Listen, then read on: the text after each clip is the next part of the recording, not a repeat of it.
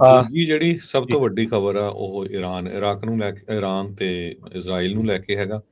Israel ਨੇ ਕਾਫੀ ਜਗ੍ਹਾ ਦੇ ਉੱਤੇ ਜੋ ਇਰਾਨ ਦੇ ਨਿਊਕਲੀਅਰ ਸਾਈਟਸ ਆ, ਉਹਨਾਂ ਨੂੰ ਹਿੱਟ ਕੀਤਾ ਹੈ ਤੇ ਇਰਾਨ ਵਾਲਿਆਂ ਨੇ ਹੌਸਪੀਟਲ ਦੇ ਉੱਤੇ ਇੱਕ ਜਿਹੜੀ ਮਿਜ਼ਾਈਲ ਸਿੱਟੀ ਆ। ਸੋ ਲਗਭਗ 6ਵਾਂ ਦਿਨ ਚੱਲ ਗਿਆ ਤੇ 7ਵਾਂ ਦਿਨ। 7ਵਾਂ ਦਿਨ।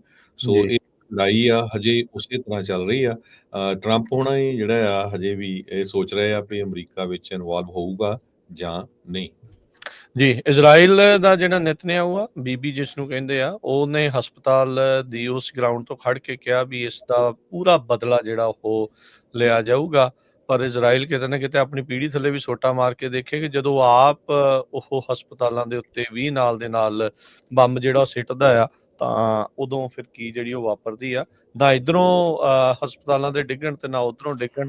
ਇਹ ਜਿਹੜੀ ਇੱਕ ਚੀਜ਼ ਹੋਣੀ ਚਾਹੀਦੀ ਹੈ, ਪਰ ਅਫਸੋਸ ਵਾਲੀ ਗੱਲ ਆ ਵੀ ਅਜਿਹੀ ਲੜਾਈ ਦੇ ਵਿੱਚ ਇਹ ਸਾਰੀਆਂ ਚੀਜ਼ਾਂ 'ਚ ਆਮ ਲੋਕਾਂ ਦੇ ਇਸੇ ਤਰੀਕੇ ਨਾਲ ਮਾਰਿਆ ਜਾਂਦਾ ਆ। ਤੇ ਇਜ਼ਰਾਈਲ ਨੂੰ ਇੱਕ ਹਿਸਾਬ ਦੇ ਨਾਲ ਹੁਣ ਹੋਰ ਖੁੱਲ੍ਹਾ ਲਾਇਸੈਂਸ ਕਹਿ ਸਕਦੇ ਹਾਂ ਵੀ ਉਹ ਮਿਲੂਗਾ ਤੇ ਉਹ ਈਰਾਨ ਦੇ ਉੱਤੇ ਆਪਣੇ ਜਿਹੜੇ ਹਮਲੇ ਆ ਉਹਨਾਂ ਨੂੰ ਤੇਜ਼ ਕਰਨਗੇ। 45 ਜਾਣੇ ਜਿਹੜੇ ਕਹਿੰਦੇ ਵੀ ਇਸ ਹਸਪਤਾਲ ਦੇ ਵਿੱਚ ਜਿਹੜੀ ਮਿਜ਼ਾਈਲ ਡਿੱਗੀ ਆ ਉਹਦੇ ਕਰਕੇ ਨੁਕਸਾਨੇ ਗਏ ਆ।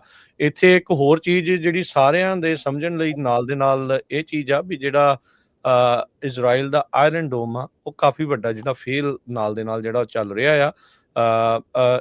ਈਰਾਨ ਨੇ ਜਦੋਂ ਪਿਛਲੀ 2-3 ਵਾਰੀ ਮਿਜ਼ਾਈਲਾਂ ਸਿੱਟ ਕੇ ਜਿਹੜਾ ਉਹ ਦੇਖਿਆ ਸੀ, ਮੈਨੂੰ ਲੱਗਦਾ ਉਹਨਾਂ ਨੇ ਕਾਫੀ ਜ਼ਿਆਦਾ ਇਸ ਦੀ ਘੋਖ ਜਿਹੜੀ ਉਹ ਕਰ ਲਈ ਵੀ ਕਿੱਦਾਂ ਇਸ ਨੂੰ ਜਿਹੜਾ ਉਹ ਇੱਕ ਹਿਸਾਬ ਦੇ ਨਾਲ ਬ੍ਰੇਕ ਬਾਈਪਾਸ ਕੀਤਾ ਜਿਹੜਾ ਉਹ ਕੀਤਾ ਜਾ ਸਕਦਾ ਜਾਂ ਬ੍ਰੇਕ ਡਾਊਨ ਜਿਹੜਾ ਉਹ ਕੀਤਾ ਜਾ ਸਕਦਾ।